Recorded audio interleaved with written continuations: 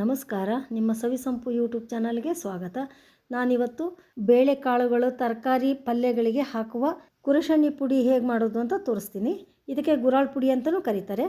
ಮೊದಲಿಗೆ 1 ಬಟ್ಲಷ್ಟು ಕುರುಶಣ್ಣಿ ಕಾಳನ್ನ ಜಾಲಿಸಿ ಬಿಸಿಲಲ್ಲಿ ಒಣಗಿಸಿ ರೆಡಿ ಮಾಡಿ ಇಟ್ಕೊಂಡಿದ್ದೆ. ಈಗ 1 ಬಟ್ಲಷ್ಟು ಕುರುಶಣ್ಣಿ ಕಾಳನ್ನ ತೊಗೊಂಡು ಮೀಡಿಯಂ ಫ್ಲೇಮಲ್ಲಿ ಫ್ರೈ ಮಾಡ್ಕೊಂಡಿದ್ದೀನಿ. ಫ್ರೈ ಮಾಡಿದ ಕುರುಶಣ್ಣಿ ಕಾಳು ಬಿಸಿ ಇರೋದ್ರಿಂದ ಸ್ಟೀಲಿನ ತಟ್ಟೆ ಮೇಲೆ ಹಾಕಿದರೆ ನೀರು ಹೊಡ್ಕೊಂಡ್ಬಿಡುತ್ತೆ. ಹಾಗಾಗಿ ಒಂದು ಕಾಟನ್ ಬಟ್ಟೆ ಹಾಸಿ ಅದ್ರ ಮೇಲೆ ಹಾಕ್ಕೊಂಡಿದ್ದೀನಿ. ನಂತರ ಅರ್ಧ ಬಟ್ಲಷ್ಟು ಶೇಂಗಾ ಕಾಳನ್ನ ತೊಗೊಂಡು ಹದವಾಗಿ ಫ್ರೈ ಮಾಡ್ಕೊಳ್ತಾ ಇದ್ದೀನಿ. ಶೇಂಗಾ ಕಾಳನ್ನು ಕೂಡ ಕಾಟನ್ ಬಟ್ಟೆ ಮೇಲೆ ಹಾಕ್ಕೊಳ್ತಾ ಇದ್ದೀನಿ. ಸ್ಟವ್ ಮೀಡಿಯಂ ಫ್ಲೇಮಲ್ಲೇ ಇರಲಿ. ನಂತರ ಅರ್ಧ ಬಟ್ಲು ಪುಟಾಣಿ ಅಥವಾ ಕಡಲೆಯನ್ನು ಹಾಕ್ಕೊಂಡು ಫ್ರೈ ಮಾಡ್ಕೊಳ್ಳಿ. ಕಡಿಮೆ ಉರಿಯಲ್ಲಿಯೇ ಒಂದು 3-4 ನಿಮಿಷ ಫ್ರೈ ಮಾಡಿಕೊಂಡು ಸೇರಿಸ್ಕೊಳ್ಳಿ. ನಂತರ ಅರ್ಧ ಟೀ ಸ್ಪೂನಷ್ಟು ದಪ್ಪ ಉಪ್ಪನ್ನು ಒಂದು 2 ನಿಮಿಷ ಫ್ರೈ ಮಾಡಿಕೊಂಡು 6 ಟೀ ಸ್ಪೂನಷ್ಟು ಬಿಳಿ ಎಳ್ಳನ್ನು ಸೇರಿಸ್ಕೊಂಡು ಫ್ರೈ ಮಾಡಿ.